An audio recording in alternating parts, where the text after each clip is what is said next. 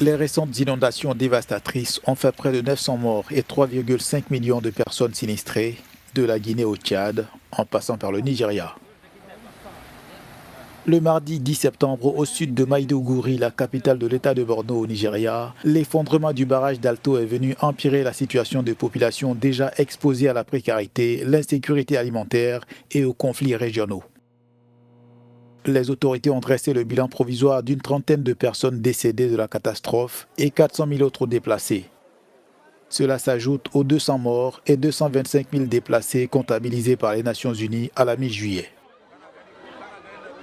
Les médias rapportent une situation bien plus inquiétante au Tchad voisin, avec 1,5 million de personnes touchées par la montée de crue, aggravant ainsi une situation humanitaire également critique. Les organisations humanitaires indiquent 340 morts depuis juillet, 60 000 têtes de bétail noyées, 160 000 maisons détruites et 25 000 hectares de cultures submergées, compromettant les futures récoltes. Troisième message concerne la montée des eaux. C'est pas vraiment hier. On m'a dit montée des eaux, il faut que j'explique ce qu'on appelle montée des eaux. Montée des eaux arrive sous deux formes. Où les plaques des glaciers tombent dans les océans et augmentent le niveau de la mer, ou le réchauffement des eaux de mer augmente ce niveau de mer et se retrouve sur terre. Donc, le réchauffement qu'il y aura dans quelques mois dans certains pays va créer des élévations des eaux sans précision. Pas des élévations des eaux. Je ne vais pas dire inondation à cause des pluies, au sens du terme. On va dire élévation des eaux.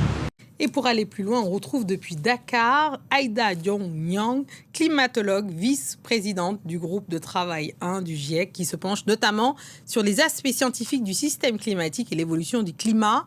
Merci à vous d'être avec nous. Justement, cela fait plusieurs années que l'on constate des épisodes de pluie et des inondations qui s'abattent sur la région.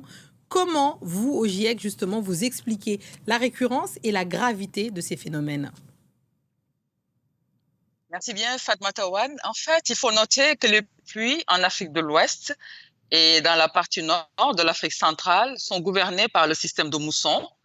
Et depuis la fin des années 90, nous avons des pluies plus abondantes que les décennies précédentes et que ce système de mousson connaît aussi des variations sur plusieurs années, mais d'une année à une autre, et aussi pendant la saison de pluie, ça c'est normal. Mais le changement climatique intensifie, exacerbe ces variations. De notre côté, le changement climatique intensifie les pluies parce qu'on a une atmosphère plus chaude avec le réchauffement climatique et qui contient plus d'humidité qu'elle va rétribuer lors des événements pluvieux, les rendant plus intenses. Donc, nous allons assister à des pluies plus intenses à mesure que la température augmente, à mesure que les émissions de gaz à effet de serre augmentent. Avant de venir justement sur cette question des gaz à effet de serre, j'aimerais savoir justement, est-ce que les sécheresses dont on fait l'écho dans ce journal ici même, est-ce que justement ça aggrave le phénomène des inondations qui arrivent par la suite ? C'est vrai que les sols asséchés, parce que le changement climatique également assèche davantage les sols pendant la saison sèche, ce qui fait qu'il y a plus de ruissellement quand les pluies arrivent.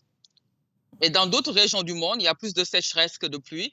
Donc, accentue à la fois les périodes sèches et les périodes humides. Le changement climatique, vous l'avez dit, et notamment justement les émissions de gaz à effet de serre.